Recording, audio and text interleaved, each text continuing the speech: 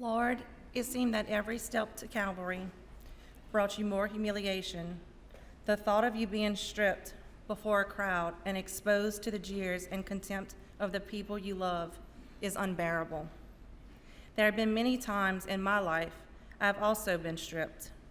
Stripped from my dignity, stripped from a future that I had envisioned for myself and my child, stripped from a life filled with possibilities to a life filled with limitations due to health challenges. The only thing I was not stripped of from was my faith in you, Lord. In September of 2005, during what was supposed to be the happiest time of my life, the birth of my daughter, Olivia, I was stripped of the joy of being a healthy mother. Just 2 days after I gave birth to her, we were both put on life support. I was moved to ICU at Our Lady of the Lake Hospital while Olivia remained at Women's Hospital on a ventilator. Her lungs were weak from being a section delivery and they needed rest. Meanwhile, the doctors told my family that I was in ARDS, acute respiratory distress syndrome, due to an amniotic fluid embolism that dispersed into my lungs. I would also need to be put on a ventilator. I turned to my family and asked them to take care of my husband and my baby. I wanted to be the best mom. I wanted to hold and breastfeed my baby. But instead, I lay stripped of my clothes in a hospital gown, unable to breathe on my own, separated from my child. But you, Lord, knew how much I wanted to be a mom, and you, Lord, were with me when no one else could be. You strengthened me, and you gave me the courage to fight for my life. After I was taken off of the ventilator and still in ICU, you gave me the strength to ask the nurse for a breast pump so I could nurse Olivia when I got home. After a week in the hospital, you gave me courage to go home on oxygen without Olivia because she had to remain at Women's Hospital longer. Lord, you gave me courage to take care of my baby girl at home, even though we were both still on oxygen. And you blessed me with the strength to breastfeed her, even though it wasn't for long. Then, Lord, when I was told that I could not bear any more children because my lungs were permanently damaged during childbirth, you carried me as I was stripped of becoming a mother again. Then you blessed me in the years to follow as I watched Olivia grow into a beautiful young woman. You blessed me with the breath of life to be present for all of her childhood milestones, and I have treasured every moment. Through the years, my lungs continued to decline. I was eventually told I would one day need a lung transplant, maybe in my 60s. This sounded so foreign and impossible. You carried me, Lord, again as I navigated my life, not knowing when that fateful day would come. Then in June of 2019, after a business trip I took to Kentucky for my job, time caught up with me at the early age of 41. I could barely keep up on the trip, and the plane ride home took a toll on me. I could hardly breathe, and the next day I was taken to Point Copee General Emergency Room, and then on to Baton Rouge General ICU and placed on high-flow oxygen.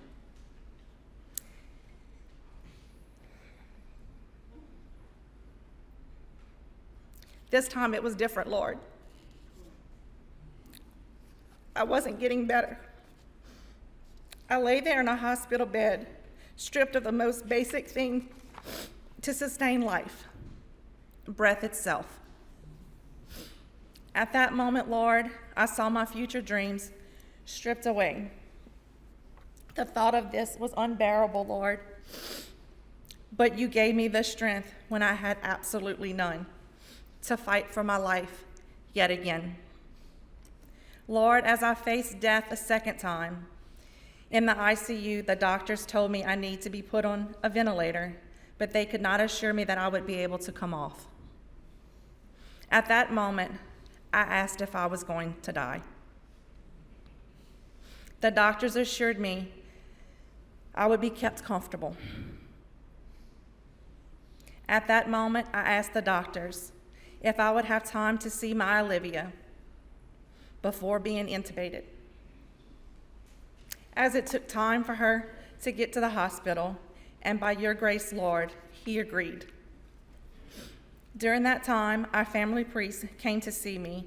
I made my wishes known and planned my funeral with my family. A rosary was started in the waiting room by my family and friends. So many people were praying for me. A family friend contacted Sister Dulcie for prayers, and by the time Olivia arrived, I was better. You carried me, Lord, yet again. The ventilator was postponed. The night was difficult, though, and my lungs just could not keep up. I was getting very tired. The doctors told me the ventilator was now necessary, and I would be on a life flight to Ochsner Hospital in New Orleans for specialized care.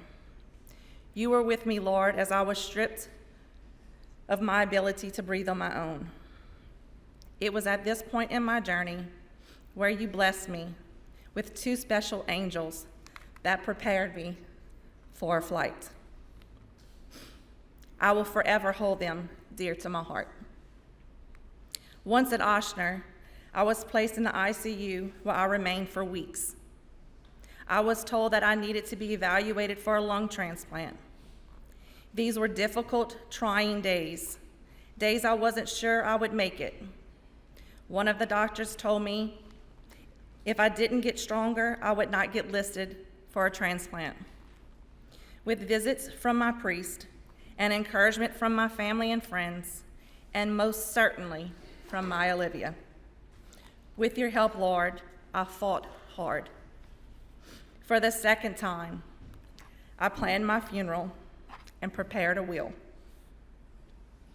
It was a humbling experience, which brought much clarity to my life. Again, I knew you were with me, Lord. You hadn't carried me this far to let me go now. So I fought hard, very, very hard, to get strong enough for a transplant. Eventually, I did get stronger and was placed on a transplant list. Then I waited day after day after day. On the 11th day, after being put on the transplant list, you came through again, Lord. You provided me with a donor. I was told I would only get one lung because one of my lungs was too risky to remove. Another patient would get the other lung. When asked if I would accept this donor, I said yes. And I know, Lord, that you were there with a big high five for me. I was scared, but you comforted me. On July 31st, 2019, after being in the hospital for 46 days, I received my new lung. I had been blessed by a selfless act of love from someone I did not know who gifted me a third chance at life. Just as you, Lord, by your death and resurrection, have given me the promise of eternal life. I cannot put into words what it truly means to me. On July 31st of this year, 2024, it will be 5 years since I took my first breath of new life. Lord, I know you were there with me and continue to carry me now. I thank you for the family near and far that made sure every need was met for myself and my family. I thank you for Miss Angie LeGlue and Miss Candace Erfrin, two angels who prepared me for that life flight and are here tonight still cheering me on. I thank you for J.W. Parker, my male built-in best friend, the trustee that would always take a night shift or a day shift to give my precious mother a break from sleeping on the sofa in my room. He is also here tonight. Happy birthday, buddy. I love you. I thank you for my mom and dad, who never gave up and still don't give up. I thank you for my siblings and their spouses for never leaving my side and aided in every decision that was made. I thank you for my sweet, beautiful Olivia, as she is my whole reason for my living.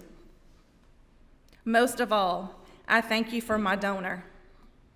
He gave me the most precious gift, the gift to continue life.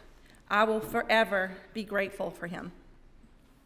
Last but not least, I encourage everyone here to consider being an organ donor.